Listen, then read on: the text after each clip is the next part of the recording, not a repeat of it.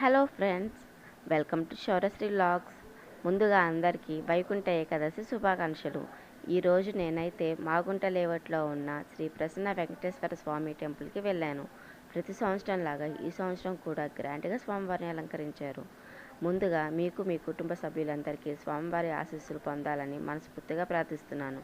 స్వామివారి అలంకరణ కనువిందుగా ఉందండి. ఒకసారి మీరు కూడా చూసి తరించండి.